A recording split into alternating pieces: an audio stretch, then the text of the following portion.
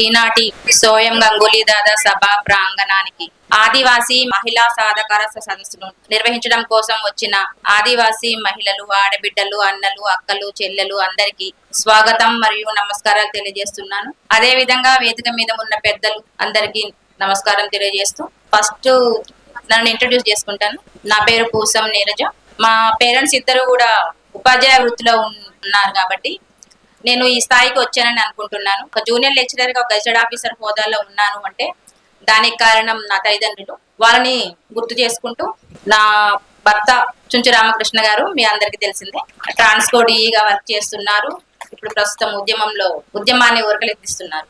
మనం ఈ రోజు సమావేశం రాణి దుర్గావతి 501వ జయంతి ఉత్సవం సందర్భంగా మనం ఏర్పాటు చేసుకున్నాం. రాణి దుర్గావతి అనేవారు 1524 సంవత్సరంలో అక్టోబర్ 5న జన్మించడం జరిగింది. కాబట్టి అక్టోబర్ 5న భద్రాచలన సమావేశం ఏర్పరచుకున్నప్పుడే ఇక్కడ అశ్వరాపేట మహిళలు మా దగ్గర కూడా ఒక మహిళా సదస్సు నిర్వహించుకుంటాము అని నవంబర్ 2 ఆమె జయంతి ఉత్సవాల సందర్భంగా 501వ జయంతి కాబట్టి 500 సంవత్సరాలు జరిగి 500 సంవత్సరాలైనా తను గుర్తు చేసుకుంటూ ఆమె స్ఫూర్తితో మహిళా సాధికారత సదస్సును నిర్వహించుకోవడం జరుగుతుంది. దానికి ముందే లీగల్ చైర్పర్సన్ జేజేరామ్ గారు చెప్పినట్టు 13వ శతాబ్దంలోనే మన ఇలవేల్పులైన సమ్మక్క సారలమ్మ తల్లులు కాకతీయులకి ఎలాగా ఎదిరి పోరాడారో వాళ్ళ స్ఫూర్తి, 16వ శతాబ్దంలో రాణి దుర్గావతి గారి స్ఫూర్తితో మనం ముందుకు వెళ్ళాలని మహిళలను నిర్ణయించుకోవడం జరిగింది.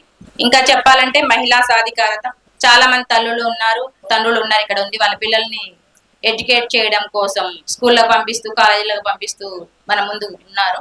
నేను ముఖ్యంగా ఆడపిల్లల గురించి మాట్లాడతాను. నరేంద్ర మోడీ గారు 2015లో జనవరి 2లోనే లాంచ్ చేశారు బేటీ బచావో బేటీ పడావో అని. ఆడపిల్లల్ని బతకనిద్దాం, ఆడపిల్లల్ని చదవనిద్దాం అనే నినాదంతో మనము ఇప్పటికీ అమ్మాయిలకి మంచి ఎడ్యుకేషన్ ఉంటే, ముఖ్యంగా ఆడపిల్లలకి మంచి ఎడ్యుకేషన్ ఇస్తే ఏమవుతుంది, ఆ కుటుంబానికి ఏ విధంగా చేయూతనిస్తుంది.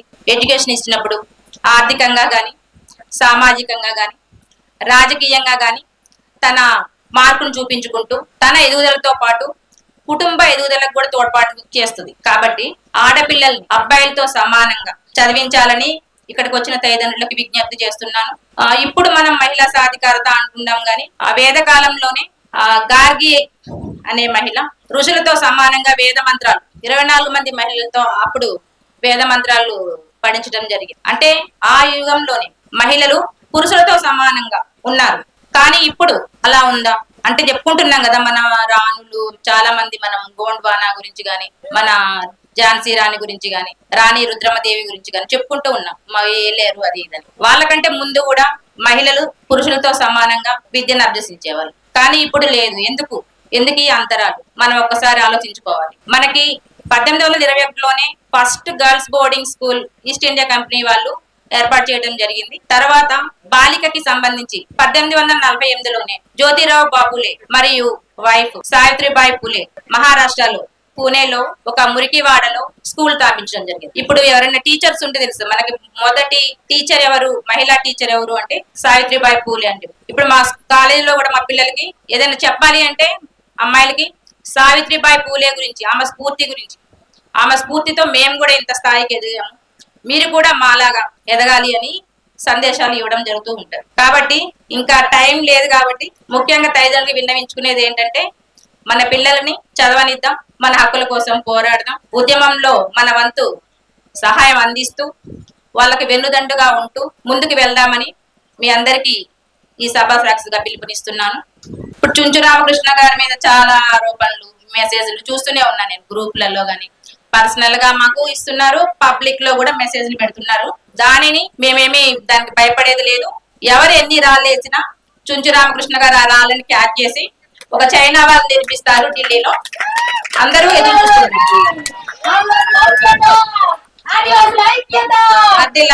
జై ఆదివాసి. ఈ అవకాశం ఇచ్చిన పెద్దలందరికీ ధన్యవాదాలు తెలియజేస్తున్నాను.